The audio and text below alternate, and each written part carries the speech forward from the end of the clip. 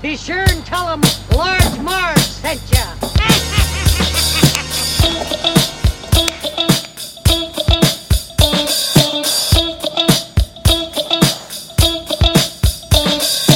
In the 90s, we were just teeny tykes. We rented movies and our bikes. We wanted to be DJs, but we were just teeny gals. So we went off to college and we remained as pals. 20 years later, we're still watching flicks and we're bringing you the feedback bit by bit. Sweetie and Sweetie are here to say it's the Large Marge sent us podcast.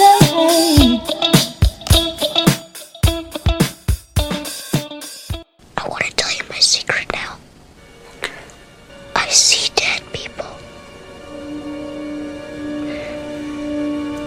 In your dreams? While you're awake?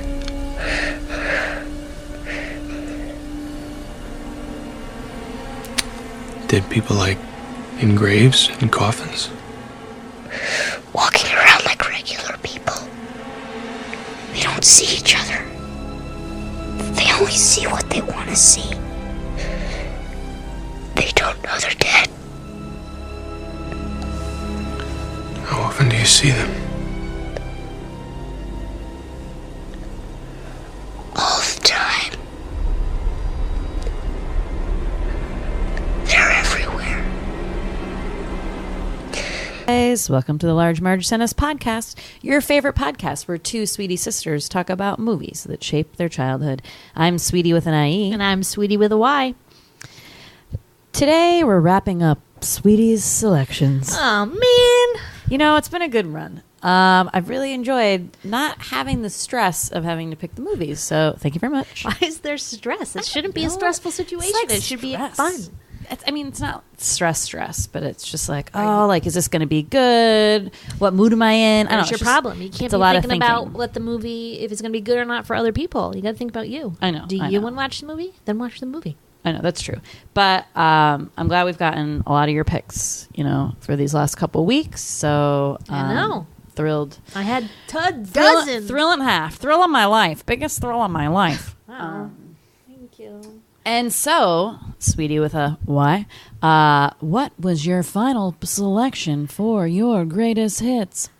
All right, well, I don't know if these are my greatest hits, but my final selection is The Sixth Sense, which I told you before this podcast I find incredibly hard to say. If you say it too fast, the Sixth Sense, I don't know, it's like two... Sixth Sense. Sixth Sense. It's a lot of S's, a lot of lispy, accidental lisps coming out. So, we'll try it. We'll probably mess it up a lot, but don't worry. Don't worry.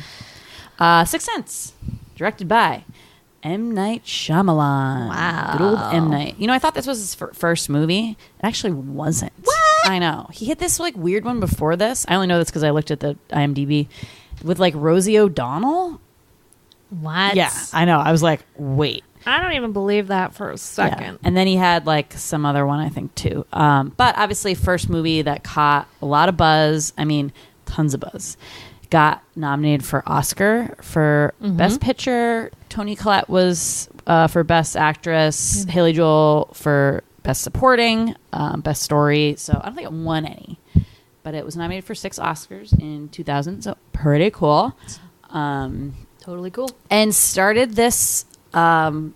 Night Shyamalan, this movie dropped, and then he did all these movies that people just went completely bonkers for because this one was so successful. And now I feel like that's dropped off a little bit, though I did hear his latest one was pretty good. Split. Yeah, it was. And I'll talk about this in a later segment called The Rise and Fall and then Rise Again of M. Night Shyamalan, Right. which I look forward to talking about later. But that's exactly right.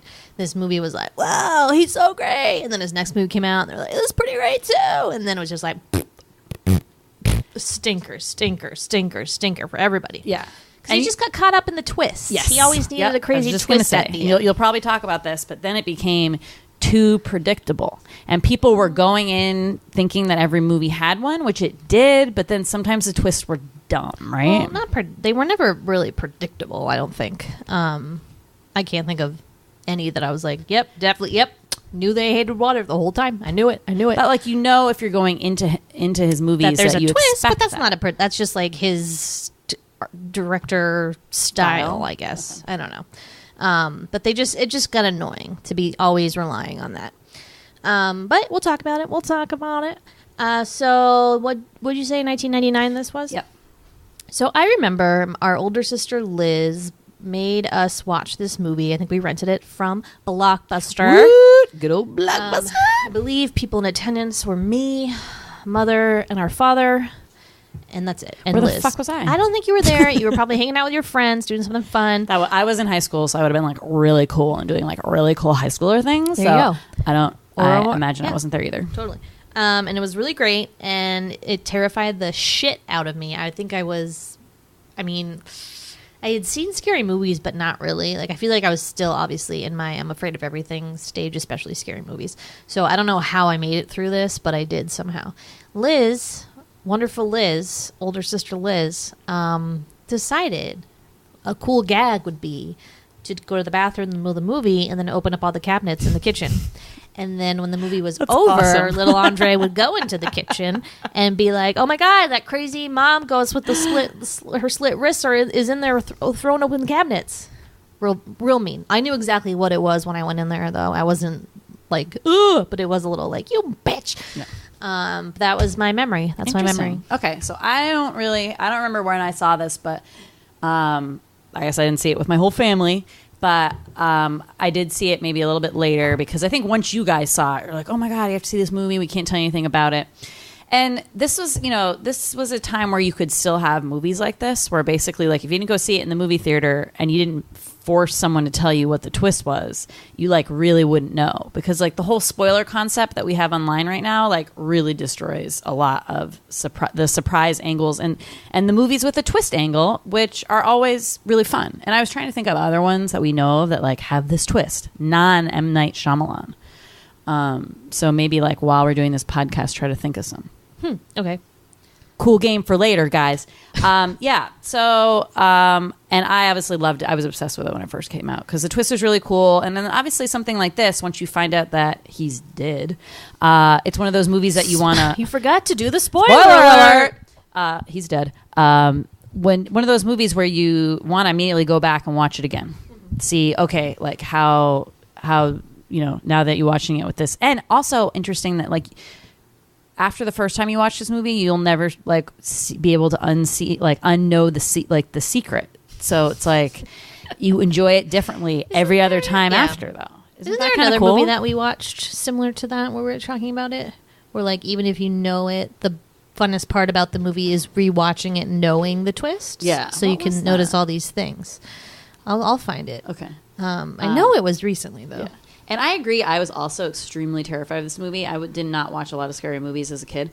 But what I love about this movie is that it's what I would call subtle horror, where, a lot of the horror movies that I grew up thinking or knowing about were like more like gory, I guess. There's like this, when I was little, like basically you had Friday the 13th, you had Freddy Krueger, you had all these really like bloody ones that were really gory, and what I thought horror was and why I wouldn't ever touch it.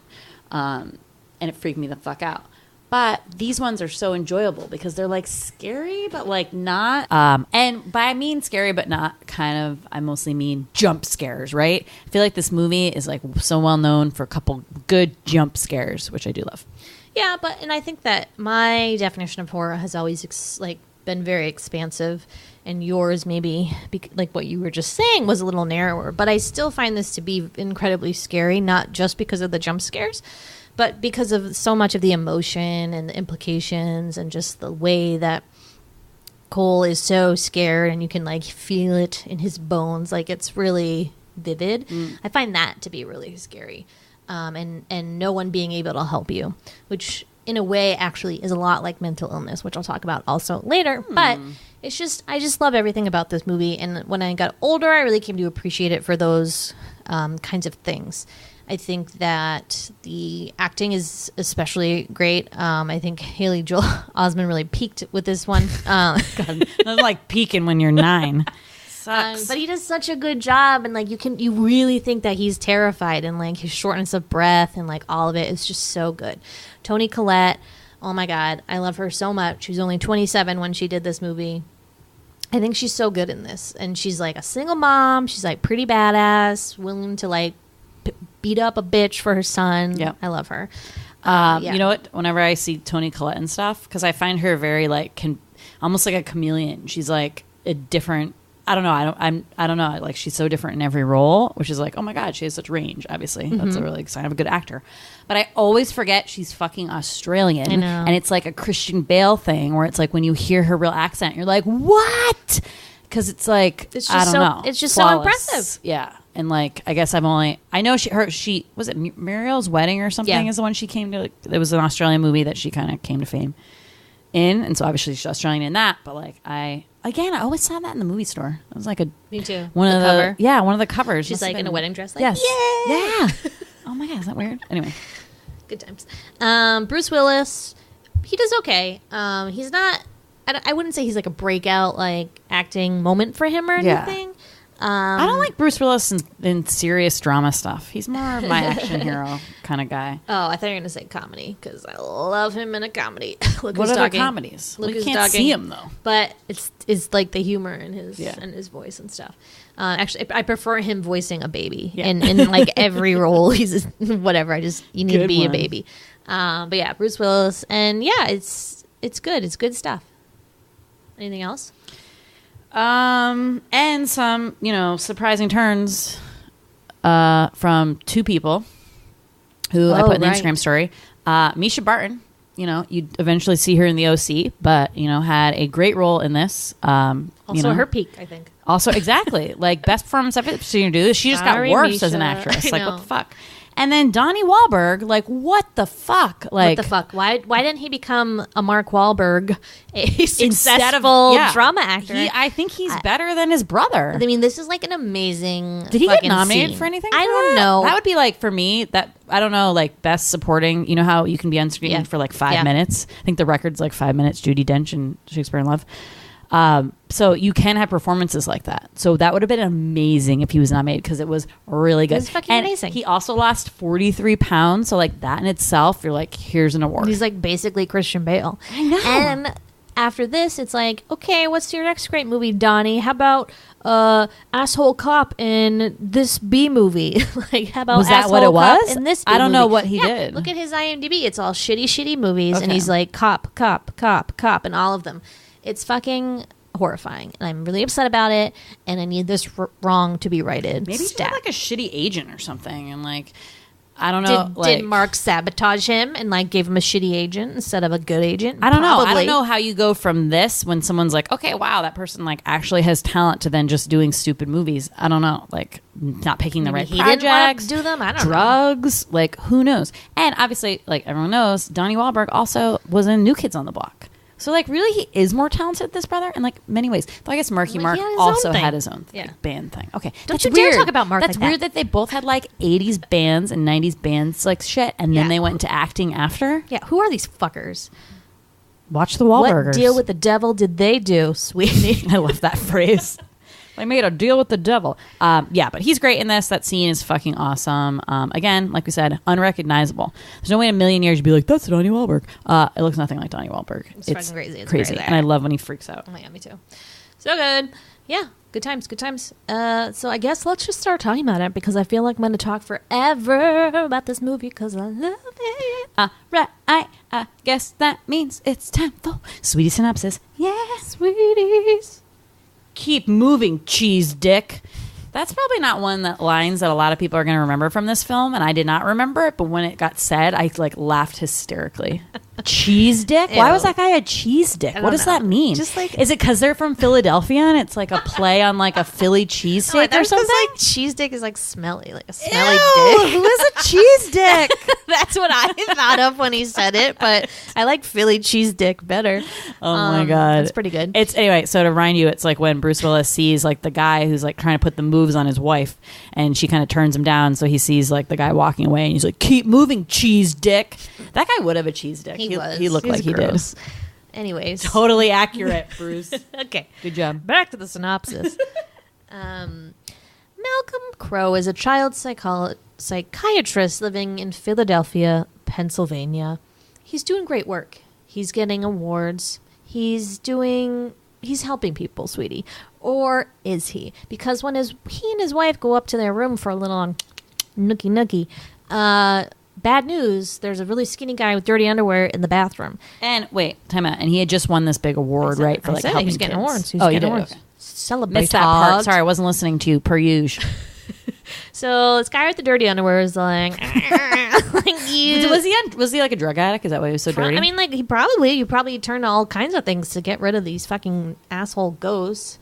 So he's like, you didn't help me. Don't you know who I am? Blah, blah, blah. And he remembers Vincent Gray, my old patient. Like, I can still help you. It's going to be okay. But then Vincent's like, well, here's a gun. I'm going to shoot you. And he shoots him. And then he shoots himself.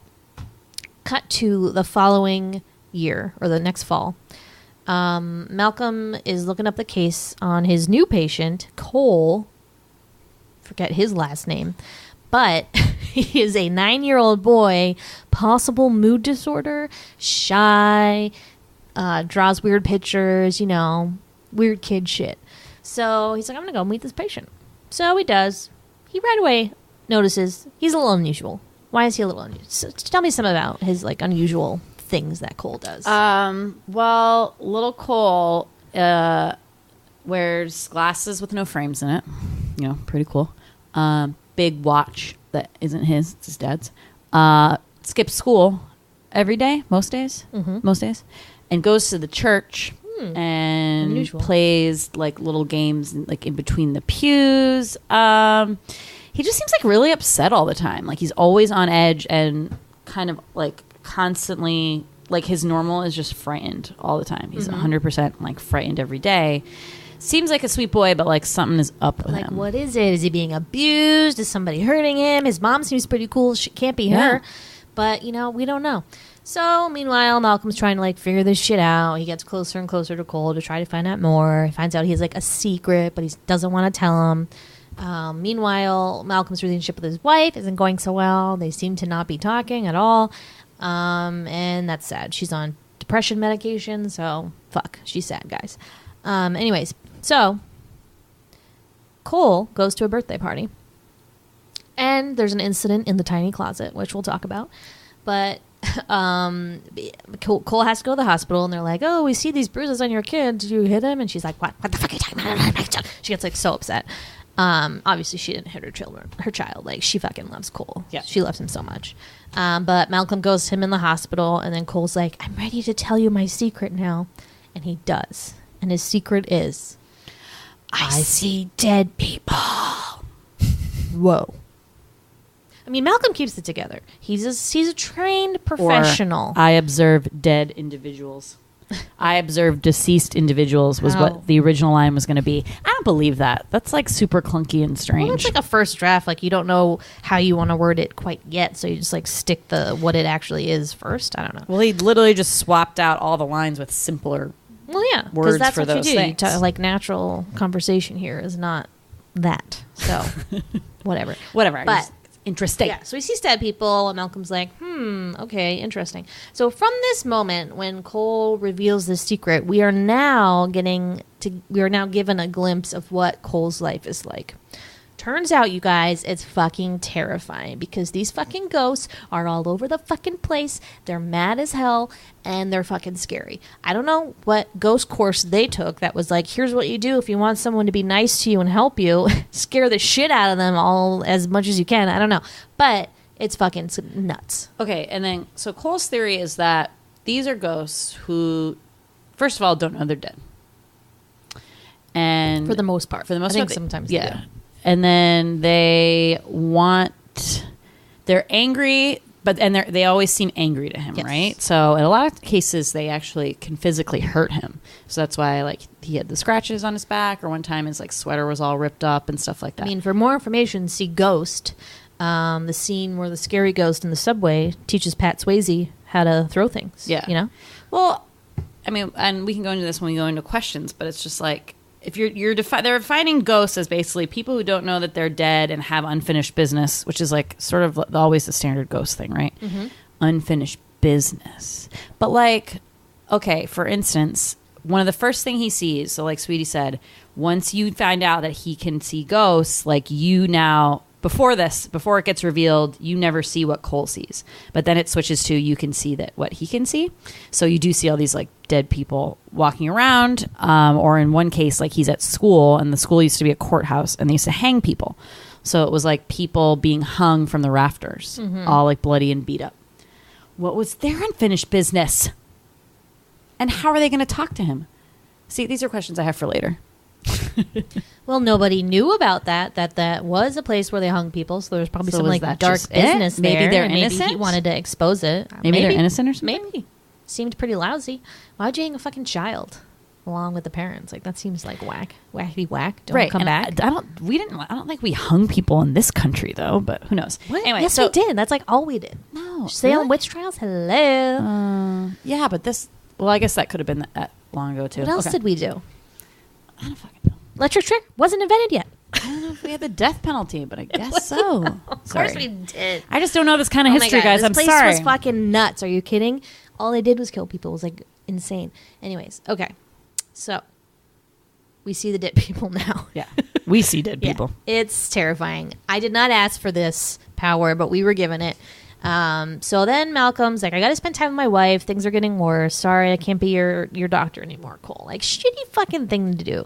I am revoking that award he received. Stat. Like, okay, yeah. Let him. I can't help you, sad, fragile child. I have to go tend to my own business. Like, what? I don't think that's what happened. God, it's not like someone just fucking shot themselves in your bathroom, Malcolm, a year ago. God, I'm an idiot. He's got ghost brain. He doesn't know. Ghost brain. So Malcolm goes and he's like thinking about Vincent, and he's like, you know what? Vincent reminds me a lot of Cole. Interesting. Let me pull out my old case files, because he kept all of his old case files, which I don't feel like you're not supposed to do, but I guess if you're like a private you're not, you know what I mean? Like, I feel like, Why can't you? What do you mean you can't keep keep case them in your files? house, like in the base. I don't know. It just doesn't seem like it's HIPAA whatever. Hippocratic oath. No, the HIPAA, like you can't, like sealed medical records and like all that stuff. Well, after he died, I feel like they should have gone somewhere. Well, right. Is that what like you're saying? that's super Yeah. suspicious. So anyway, so he pulls out Vincent's tapes and he's listening to it, and he finds this one where he comes back from taking a phone call and he's like, sorry I took so long, Vincent. Vincent, are you okay? And Vincent's like crying and distraught. So he's like, there might be something here. So he like plays the tape back, goes to before he leaves the room, turns the volume all the way up, thinks he hears something, turns it up even further. These dials don't go to 11, though. It went to 10. I thought they were going to go to 11. I was like, oh, keep going. When he cranked it up that high, first of all, it wasn't that loud. But also, like, I guess it was loud just for that one part. But, like, how quiet was he listening to it before if, like, he moved it up so far? Like a 2. You're by yourself in, like, a quiet room. You don't need It seemed like the it would be volume on. blasting. I don't know. So he hears a fucking Spanish person speaking in the background, and he knows that nobody else went in that room because he was just like in the front, like where his secretary is, like taking a call. So he's like freaking out, and it's this guy in Spanish saying like, I don't want to die. Please help me, senor. And it's fucking scary. Why did they pick it to be in Spanish? I don't know. Because then he would know it was definitely someone who wasn't supposed to be in there. Like if they had put it in English, do you think they would have been like, maybe. oh, that could have been just someone who like came into the room and was like messing with the kid? Interesting. It's a good theory. Interesting. Good M. theory. Night. Interesting. So Malcolm's like, holy shit, Cole's telling the truth. So then he goes, talks to Cole. He's like, listen, what do these ghosts want? What if you listen to the ghosts instead of running away screaming? And he's like, okay, I'll try, but they're really fucking scary. So next ghost that he sees is this sad little girl who's barfing up all over the place. And she's like, I feel better now. And I'm like, can you stop puking on my tent? Like, Sick. And I will say the ghosts, when they do present and come to him, they all have like basically like their last wound, let's say. So kind of almost like how they were killed, right? Like that's always present. Like that's why they're so scary, because usually they're beat up And or why bloody they're so or angry. have cuts. Yeah. and I will say that they're not all angry, because there's times we find out that like Cole's been seeing his grandmother. Obviously she's Right. not angry. Malcolm's not angry. So that's just some of the ghosts, I would say. Right. But yes, they're very angry. So she's barfing. And then he goes and he like steals himself and he's like, okay, I'm going to do it. He's like, is there something you want to tell me? And then we cut to Cole on a bus. And he and Malcolm are taking a bus somewhere. Turns out they're going to this little girl's house where her funeral service is being held, or her memorial service or whatever. So they go there, and Cole goes up in her room, and then Misha Barfin Ghost is under the...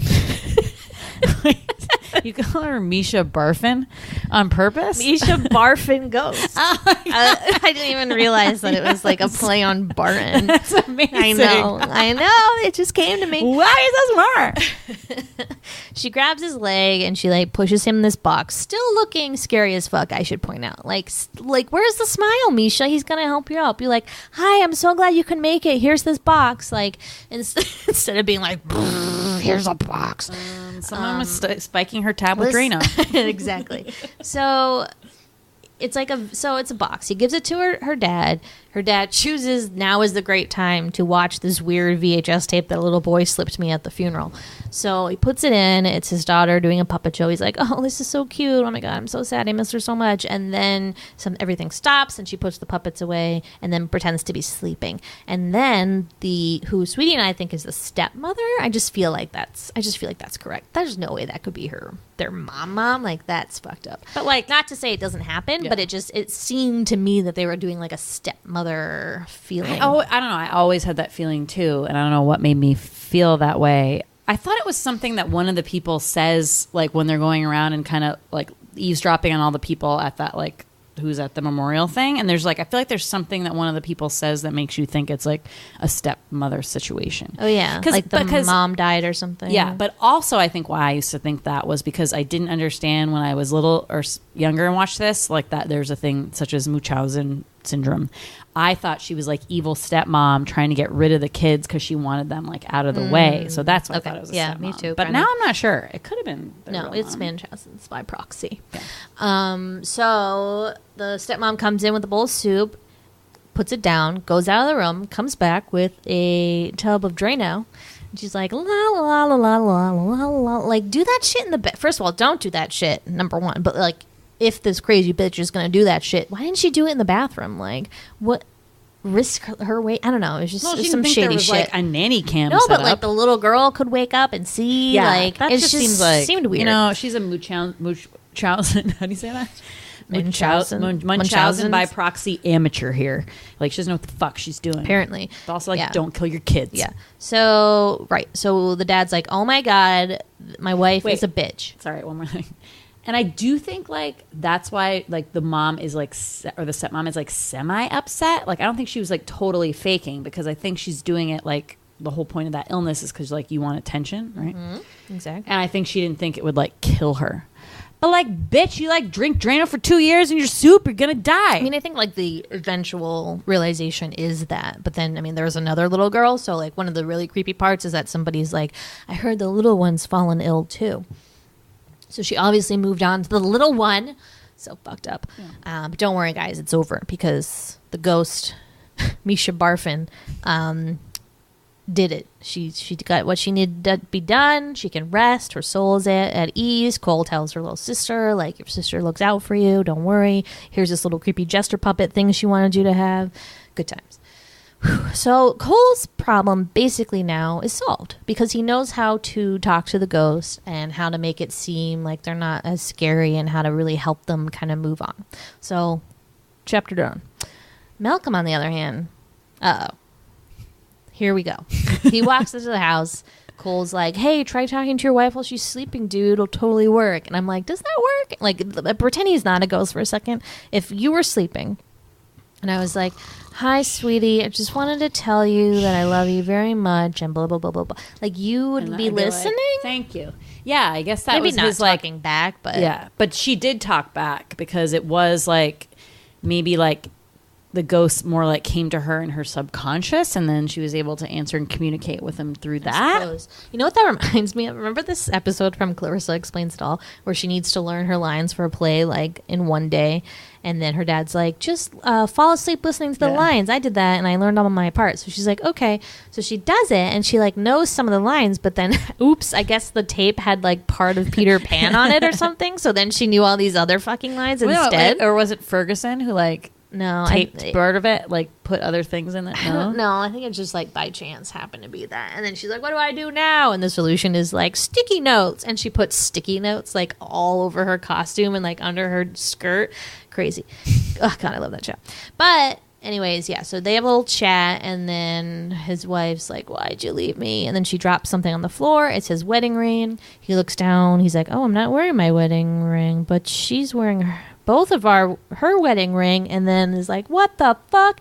And then it all starts coming back to him, and he's like, oh my God, I'm dead. And he remembers what Cole told him. Me now.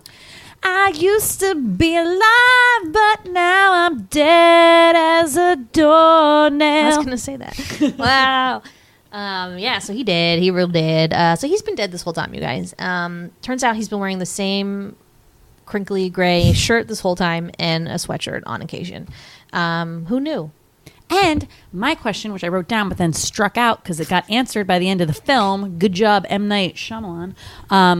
Why, if he's dead and he's a ghost, why is he like not bloody and messed up like the other people, right? But you remember, and you do learn at the end, because you do like see him get shot in the beginning, and obviously like you just think, oh, he was okay, because you don't know like where he got shot, right? They don't show anything, so you just assume that he like survived. But then it shows like what actually happened, how he got shot. He got shot in his front, and it went straight through him. So it was like an entry wound and then an exit, and then he was like all bleeding out in the back though.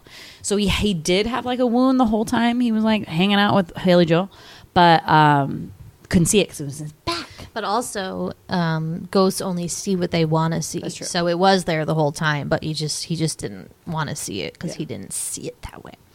So yeah, that's real sad. But now he's kind of at peace because he realizes he did what he came to do. He helped somebody because obviously he had a lot of regrets in his last breaths, being shot by one of his former patients who he did not help.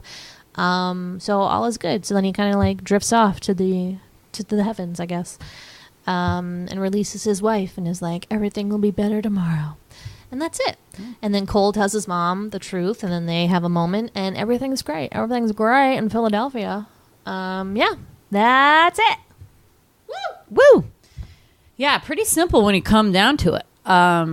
So obviously the big thing in this movie being the twist. Ooh, the twist. He's dead the whole time. So come on, baby, do the twist. So apparently M. Night Shyamalan saw an episode of one of our favorite shows, Are You Afraid of the Dark?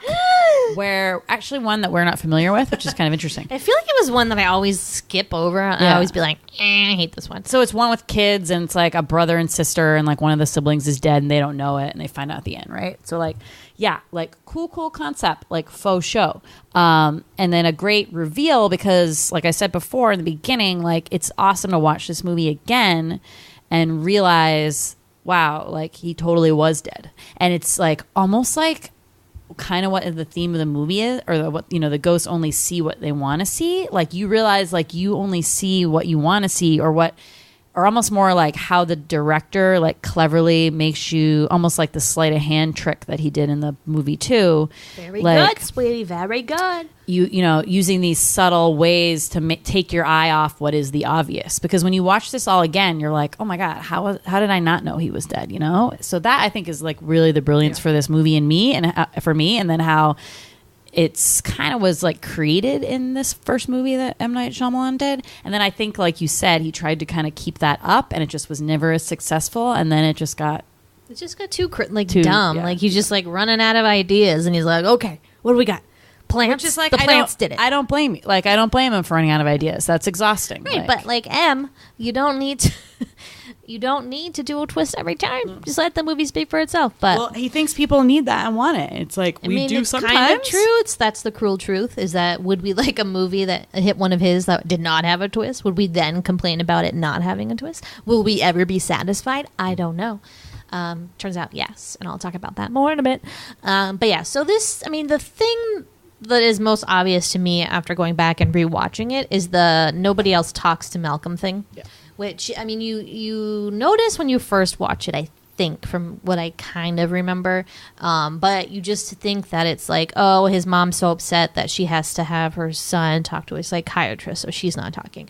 Oh, his wife's so mad at him that she's not talking. But, like, literally, guys, they never talk. It's fucking weird. And you're like, okay. Well, especially the wife thing. And then now watching it, you know, after you've seen it the first time, like, why would they be having, like, she'd be ignoring him even though, like, he almost had a near-death experience? I don't know. That just, like, didn't seem to, like, it's like a year later, has gotten so involved with his work, yada, yada, yada. So then once you go back and you rewatch the movie, knowing the twist, you kind of have all these other questions, right? So one of mine was always, like, why does he always turn up, like, wherever, like, no one called him when Cole was in the hospital, for instance, but he just shows up there. He's at the principal's office after the stuttering Stanley incident and like all that shit. And I was like thinking about that today, and I was like, why is that? But then it's like, why do all the ghosts come to Cole? Because there's something that's drawing them to him. So I think that Malcolm is just always there in a moment of like Cole's need, basically. Okay, but I also think like he was drawn to Cole, too, because like subconsciously he knows. I mean, that's like, why he was. Well, and obviously the only person who could talk to him. Right. Right. And then the other thing to think about is, does Cole know immediately that he is a ghost? So I didn't think so. I didn't think he knew at all through the entire movie for some reason, which I don't think that now. Like this now, I'm like, okay, I think he definitely knew right away.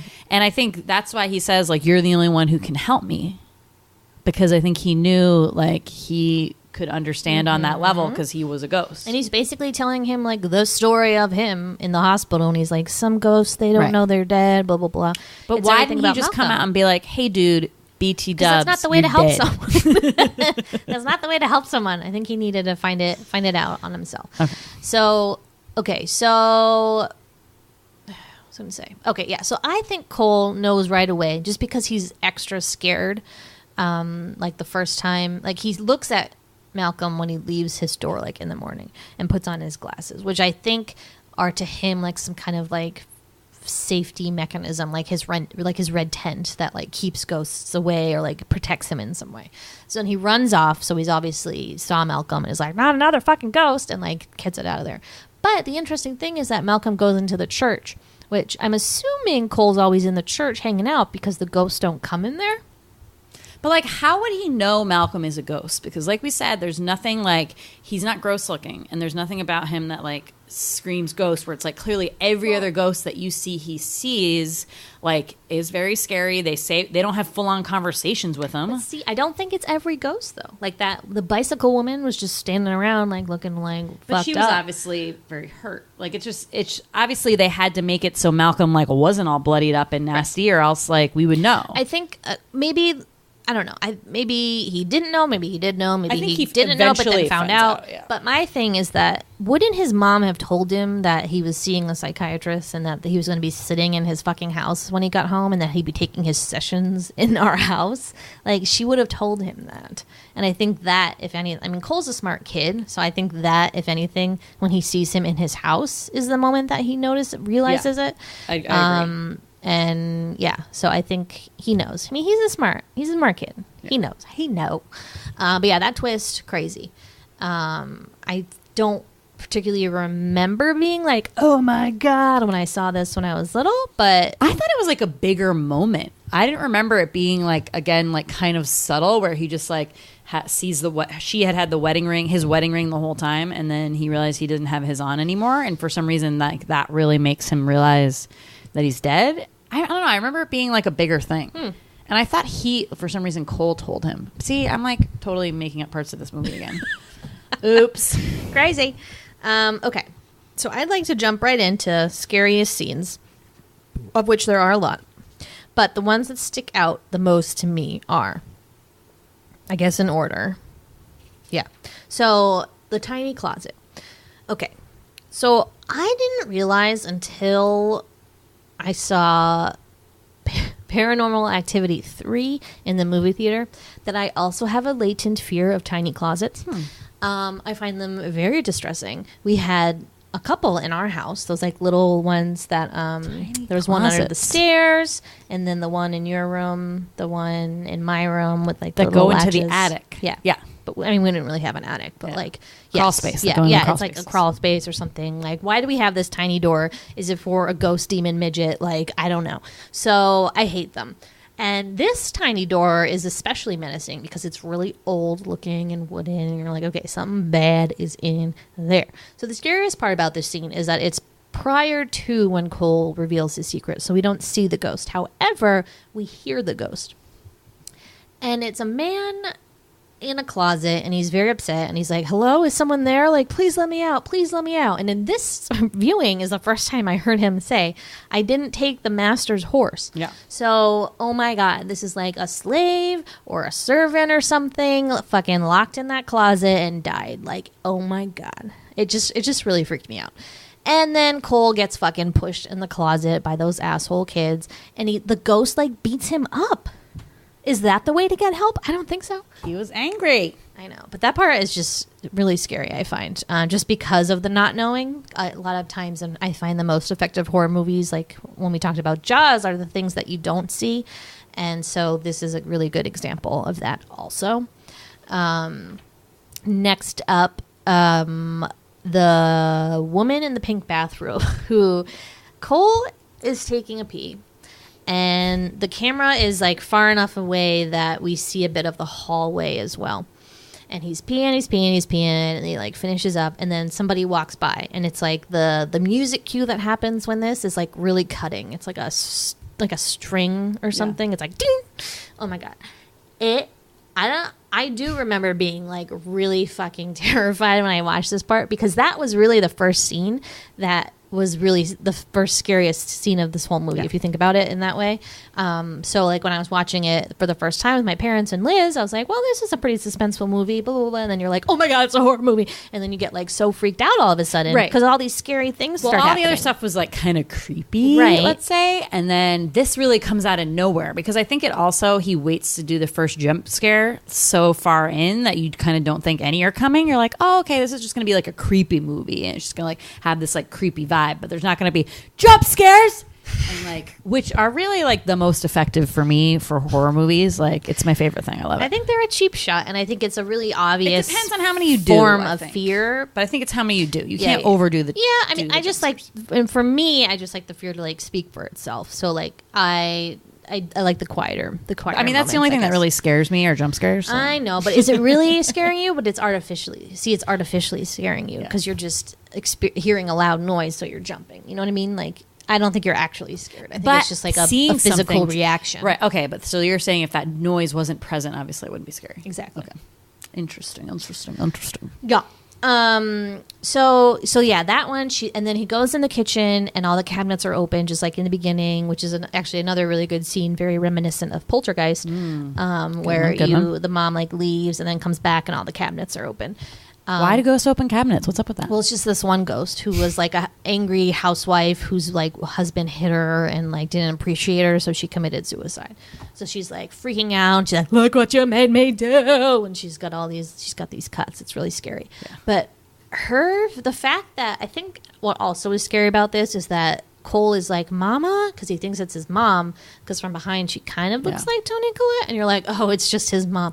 And then she whips around and it's not his mom, and it's this terrifying woman with like terrifying things on her face. Well, she's and like a black eye, right? And it's just it terrified the shit out of me. And I like how when each ghost character gets introduced too, that there's like a subtle story in there that like you kind of have to pay attention to what they're saying to kind of put the pieces together of like I love who that. they were. Almost even back to the point where and I still kind of don't get this, the scene where like the teacher is telling them, you know, oh, does anyone know like what our school used to be? And like Cole never raises his hand. He raises his hand. He's like, so it used to be like they used to hang people here. And the teacher's like, what are you talking about? It used to be a courthouse. They used to make laws here or something like that. And he's like, no, they used to kill people. And then Cole starts yelling at the teacher and is like, don't look at me like that. Because I guess he's looking at him and kind of like he's a freak. Staring at him, yeah. He starts freaking out. And then he starts taunting the teacher with this nickname, Stanley Stutterer. Stuttering Stanley. And so that must mean like some ghost came to him and told him what he used to be called or something? So I'm assuming it's the ghost that helps him put on his makeup before the show. Because stuttering for this play? Because I think that teacher must have just like known him, because remember he walks away and he's like, when I went to school here there was a fire. So that teacher, she'd seemed like a teacher, must have been teaching there when that fire happened. So maybe she was just like talking to Cole and was like, he used to stutter and blah blah blah. Well, so she could be a nice ghost. Yeah, I know they show her at the end being nice, and you're supposed to assume that like, oh, isn't this great? Now that he knows the ghost, he just need help. They're all nice to him. But maybe she was always nice to him, and that was like the not scary part of his day. But I mean, that's exactly what I mean, talking about how there's like all these pieces that you kind of have to put together to figure out, like, if you want to, you don't necessarily have to. It's not like integral to the story, but that like almost like fun little bonuses that if you're paying attention, you can figure out like what is the deal with all these ghosts. So like one of the ghosts that comes to him is like this kid he just like walks into his room. So again, like, I mean, they always tease you, they let you know when a ghost is going to come, right? Because the color red appears and the temperature goes down, so it's like you can see people's like breath, or they actually show the temperature physically going down with like a thermostat, right? Mm-hmm. So again, this like ghost walks into his room, and it's again kind of a jump scare, and it's this kid dressed in like 70s clothes, like he just looked kind of vintage. Yeah. And he walks in, and he's not scary at first, but you're scared of the noise. And then he says like, hey, psst, like, come here, I'll show you where I keep my dad keeps his gun. And then he turns around, and for the first time you see his head is blown off in the back. Ooh. So I love that, really, like gross. Also that sort of way that he like teases out the scary part. So it's like he just looked like a normal kid, and then he talks about the gun, and you're like, uh-oh, and then that's how you figure out that's how he died, right? I think that's so fun. Definitely. The other thing that really scared me is the hanging people in the school, which we briefly talked about, but I think we talked about this before when we watched Hocus Pocus, but I really hate the image of people hanging. I just find it to be like one of the creepiest images known to mankind. Yep. It's just the like something about the like swaying, the feet, the just like limp, lifeless. Ugh, it just really scares me. And it's 3 people, and then the camera like zooms in on each of their faces, and you're like, what the fuck? Yeah. Obviously shit my pants during that. Yeah, also. That is really scary. Okay. So that's, I mean, we've already kind of talked about the other ones, the voices on the tape. That's pretty chilling. And then we have the Munchausen by proxy moment. So this is probably my standout moment of the movie for me. Do you agree? Yeah. So I love this scene. And I think it's really powerful and really cool. And it really, for the first time, introducing me to this phenomena known as Munchausen's by proxy, which I feel like nobody fucking knew until this movie came out. And then all of a sudden we're just like, oh, boom, boom, and then was it used in like I feel like it was used in like Law and Order at one point, or like a CSI. I don't know. I feel like I've like seen it in other crime shows after all that. Things. Or like murder mystery stuff. Yeah, like, the real life examples. And like, it's just like, it's the fucking. Do you know real life examples? Yeah, there's this famous one. And there's a documentary on HBO, I think. Gypsy Rose. It's just the story of this like girl who wait, that the musical Gypsy's based on? That's no, but her mom, crazy mom, like made her that, I guess, but whatever. But it was like this mother-daughter, and they got all this little girl was dying of something, and she had like no hair, she was in a wheelchair all the time. They got like all this money to affordable housing, things paid for them, blah blah blah blah. The mom ends up dead. Somebody posts on Facebook like, I killed that bitch, and then the little girl's missing. So there's like this big search to find her. They find the girl. They're like, okay guys, like, oops, the little girl did it. She killed her mom, or her boyfriend killed her mom, and then they ran away together. Also, oops, she's 25. Like, we thought she was like 13 this whole time, you know, because she was just so fucking old looking, because her mom had been keeping her sick when she was like, how was she keeping her sick? All kinds of things, just, I mean, similar stuff, medications, poison kind of things. I don't know, like shaving her head, keeping her like hair off, crazy stuff like that. Making her believe she couldn't walk, so like keeping her in a wheelchair all the time, like just like, it's the craziest story. So definitely watch that or listen to any of the podcasts. I thought like Gypsy Rose or something. Yeah. That was a theme. Yeah, if you Gypsy saw Rose. like the new It that came out, remember like one of the kid's mom is like constantly, he gives them like placebo like pills and stuff, and yeah, creepy. yeah, that's one hell of a thing. Yeah. But yeah, that scene, crazy. Any other? Well, there's thing to add? and another good jump scare in that scene. Oh, yeah. Where he's like goes into her room because the ghost had told him I think to go to her room of her house, and there was something there that she needed to give her dad, right? So he's like kind of looking around the room, and all of a sudden out of nowhere her hand like comes out from under the bed and grabs his ankle, but you see it from like pretty far away. And it's terrifying. And obviously he's scared too. And then you find out that she's under the bed with like the box with the tape in it and stuff. But I love that another additional little jump scare. That's my fave. Yep, it's a good one. Yeah. And then, so after the Misha scene also is kind of when the movie turns and kind of stops being scary. And this is actually a moment in a lot of horror movies. There's always this moment, or usually always this moment, when the ghost stops being scary because you realize either It that starts getting real. yeah, because you realize The real that world. it's Ghostville. you realize that the ghost just like needs something, or there's another like thing here, or in Jaws you just like see too much of it, so you're like, okay, we get it, it's scary, blah blah blah. There is definitely that part in this movie, because once we realize that the ghosts just need help, they're not as scary anymore, right? And because they're not as scary to Cole, they're not as scary to us. So I like that a lot. But I do love a scare, so it's kind of sad that you're like, damn, now the ghosts aren't scary. Yeah. But I get it. They're still like kind of scary, because like the one that comes to him that is still is nice, the drama teacher, whoever was in the high school. And again, they do that cool thing where she looks like totally normal, and then she turns around and like half of her body's burnt off. Yeah. And it's like really gross. They still look scary. Yeah. And then like the biker lady at the that's still end. scary. Yeah. I mean, scary. They look scary, but they're not as menacing Yeah. and like yelling scary things at him. Yeah. Cough, little man in the tiny closet. So yeah. Let's see. Anything else you want to add in before? Oh, for scary? No, I think that covers it for me. Okay. So also in the 90s, or not just in the 90s in general, I'm really fond of horror movies that are rated PG-13. This one is, and I find it incredibly scary. Also, PG-13 is The Ring. Wow. So it's just, and I'm thinking, What about What Lies Beneath? I thought that that's was really probably scary. Probably PG-13. Yeah, I would. Well, so The Others. The Others. So that was What kind of Lies my Beneath. thing. Yep. For horror movies, that I would never see ones that were rated R, because I thought that I'd be like too scared by them, because they're mostly just rated R again because they were gory. So I would never see those, but I'd be like, oh, if it's PG-13, it like won't be as scary. But I think you're right. Like some of those are like really, really scary. Oh, The Others. That's another one for like twist ending. Yeah. Yes, exactly. And PG-13, the thing that I like about PG-13 movies is that because there's not such an extreme amount of like gore or violence, you know that the movie can't kind of rest on that as the scary thing. See Saw for more details. These just kind of have to be like, are scary in their own way.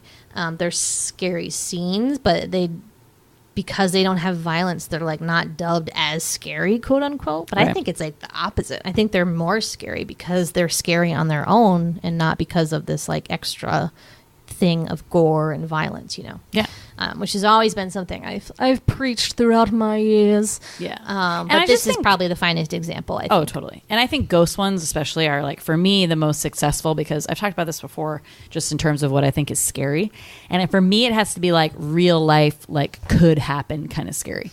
And as we've talked about, I think when we did Poltergeist and maybe something else, I love just people's different concepts of like what different ideas about what they think is basically like happens to you when you die, and like what is like the concept of a ghost. Why are there ghosts? And I love when like movies try to tackle that, and there's always different little things about it, theories and stuff, and I just like seeing like the different interpretations, because what is right? Because again, like basically it's just scary because we don't know, right? Like nobody knows. It's just like this open question. Yeah, but I think into like what I was talking about before, like the emotional impact of it, I find to be very scary. And I use the word scary to mean a lot of things. But in this case, the fact that Cole is kind of by himself in this and that he can't tell anyone and that he's trapped with this insane amount of fear and terror coming at him every day is horrifying to me. And it's a lot of the reason why I find psychological thrillers to be the scariest kinds of horror movies, because that is such... The Babadook.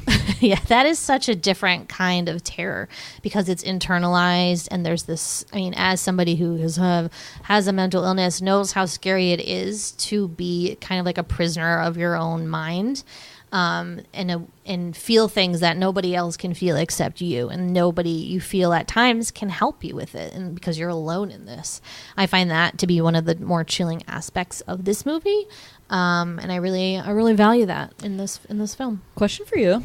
Okay, so clearly in Philadelphia, you have 2 cases within a couple years of kids like being able to hear, talk to dead or see dead people. Mm-hmm. And then there's a scene in the movie where like randomly Toni Colette's like cleaning and she's like looking at this wall of photos of Cole, and it's like Cole through the ages, right? So it's been every photo there's like this little glint of light next to him, which she like realizes just then and doesn't really know how to explain it. But I think the director's using that to tell you that he's kind of like always had this and was born with it. But like, what would make kids have this like sixth sense? You know, some people have it. Some people have it. Some people don't. Yeah, kind of a thing. Exactly. Interesting. Yeah. Okay. I mean, what are the odds that 2 of them are patients of Dr. Malcolm Crowe? I don't know. Right. But wow, yeah, pretty nuts. I'm glad I don't have that. I would definitely be terrified and not want to help these fucking ghosts at all because they're fucking scary. That is all. They're like all bloody and shit. Like, clean yourself up. I know. Can you like clean it up? Oh man, I grabbed myself up. Yeah. So I guess okay. So back to the rise and fall and the rise again of M. Night Shyamalan. First of all, I still have a really hard time saying his name, and I just always want to say like a Shyamalama Lamadon, but because there's like a Y in there, which is like always throws me. Shyamalan. Fun fact: what do you think his first name is? M. Night Shyamalan. Marcus. That was my guess. No, it wasn't. It was. I swear to God, it God. was. But I looked it up. It is not. It is Minaj. Nice. I like that. So I think Manoj. You just like the night so much better. M. Night. It's cooler. Yeah, it's a cool thing. It's pretty cool. Yeah. Pretty cool. So yeah, so we started off with this. I mean, as Sweetie said, he had 2 other movies nobody knows about before this. So Just getting his feet wet with a Rosie O'Donnell comedy. So The Sixth Sense was his like first big breakout one. Which he wrote too, right? Right. Does he direct and writes most of his own, right? Yes. Which is why I think they're always like terrible, or why people say they're terrible. Number 2 was Unbreakable. So again with Bruce Willis, comic book. He is a guy who like never gets sick, and then he can't get hurt. He has like strength. Turns out he's like a modern day superhero. So it's pretty cool. It's definitely not really a scary movie, but it's cool. Like I'd say it's like suspenseful, but it's a really good movie. Also recommended if you haven't seen it, especially when we talk about Split. So then Unbreakable. Number 3 was Signs. Which is the alien, the crop circles. Sweetie and I talked about this. We saw it in the movie theater. I did like hands over the ears and eyes and was just like so terrified because the jump scares in that were really effective too. And it scared me. And the sound in the movie theater is turned up, like even louder. Yeah. So it was just like, I was really scared. Yeah. And I love about that one is that there isn't really there's like a twist in that one, but it's more like, again, almost kind of like what I was talking about with like the pieces of the puzzle. Like all these things in that one, like the signs like lead up to like, what eventually happens at the end. So like if you can remember, that's why it's also interesting to watch that movie again and you like, you see the signs. It's definitely not a twist. But it's not a twist. And I kind of got angry when people point to that as like a stupid twist. Like, oh, his wife like pre-saw everything. And I was like, no, that's not what the twist was. It's like when people are like, oh, the finale of Lost was dumb. It was about this. And I'm like, no, it wasn't. You got it wrong. So no, in Signs, it's just the fact that like everything happens for a reason. So like the little girl was leaving water glasses all over the house. The boy had asthma. The last thing his wife said to him was, tell Merle to swing away. It's just, they're just like coincidences / signs / like everything happens for a reason, blah, blah, blah. It's like, that one's like a pretty heavy-handed concept one, I would say, if the only like weakness is for that. Yeah, and then some people are like, no, the twist is that the aliens couldn't handle water. And we're That's like, not really a that's not the twist, you guys. Like, put it I think he really did abandon the twist for that one, which is which I think really successful. Back. I don't know. I feel like people don't like that movie. Why? I love Signs. I feel like we're the only that's ones that like nuts. that movie. So then we have The Village, which I saw in the movie theater on a date. I thought it was really well done, and I think that I was shocked by the twist. The twist, spoiler alert, if you don't know, is that like, you know, if you want to protect your little like weird Amish community cult in the woods, like send a blind girl over the wall to get the medicine you need, because turns out it was modern day, and it was just like they were hiding from like the violence of like modern day. All these people had horrible things happen in their lives, and people were murdered. The monster in the village were the people dressed up, right? The parents, and it's like there's a whole bunch of other different twists in that too. I think it was an okay movie. Like I don't have problems with it. So here's where things start to get a little crazy. Lady in the Water, also with Bryce Dallas Howard. Didn't really get that one. It was like there was an author living in this hotel complex, and you find out that like he was the story. This is the story. I don't know. I still have no fucking clue. Is there a twist in that one? That's the twist. That it's like they're all characters in a story or something. I don't know. So then The Happening, which I actually have never seen. That's the one with Mark Wahlberg and Zooey Deschanel. Yep. Oh, the and suicide disease. It's a suicide disease caused by plants, apparently. Yeah. Okay. So then some things that didn't really get billed as M. Night Shyamalan movies, I think. The Last Airbender. I don't know anything about that. I don't know what that is. Devil, which is like the one that takes place like entirely in an elevator. I've seen it. It's okay. Whoa.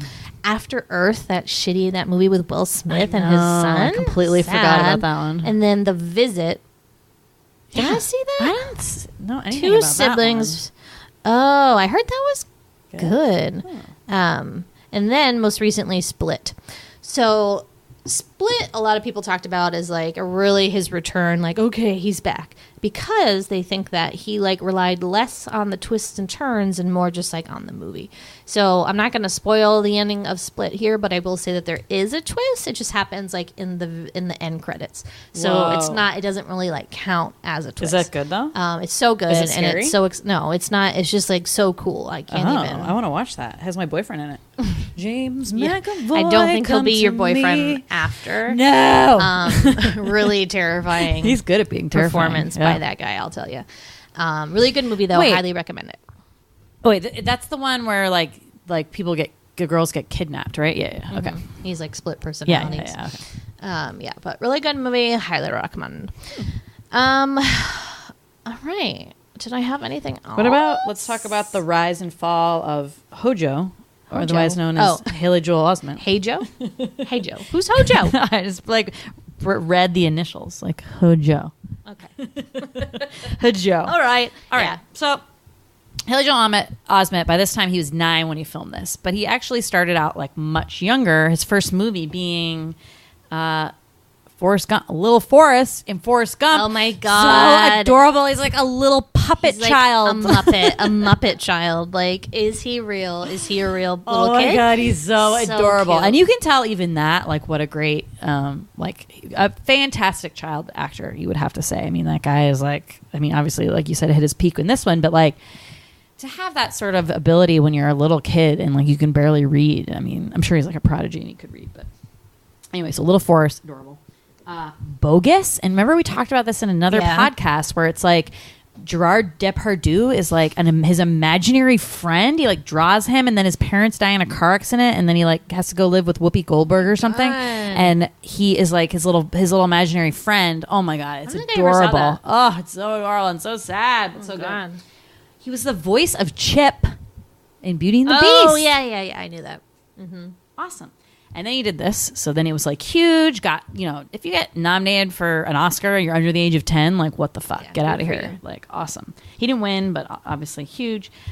Pay It Forward was after that, which I like sort of remember. I saw that with Liz but again. Like, yeah, not really. And then AI, right? Mm-hmm. I think he's so good in AI too, and that's actually one I really like that movie, and it's another movie that a lot of people like to like bag on. Yeah, but it's actually really good. So fuck you, all of you. But Haley Joel is really good in that, and there's just like he's starting to get to the like tipping over the brink of like too dramatic maybe in that movie, but I love it. Whatever, I'm a sucker. I eat that shit up. But then he got older, and I hate to say it, like I think obviously like he was a kind of interesting looking little kid, but was adorable in the sense that he was kind of interesting looking. And then he matured, and that interesting looking translated into just not like attractive enough to do like movie roles, which I think is what happens to like a lot of kid actors, right? Because it works when you're really cute, and then you're not cute anymore, and it's like, it's really hard to make that transition. So I know he was working he's worked like since he was a little kid, still does, like his IMDb is continuous. There's no like gap. And then he's recently been doing like, I think you said he was on X-Files and he was on like something else, but he's like still working. So like good job, Haley Joel. Good for you, Yeah. Haley Joel. Yeah. Anything else? Should we talk about the other twists, other movie twists? Yeah, I only know one. I've never even seen it. What is it? The Crying Game.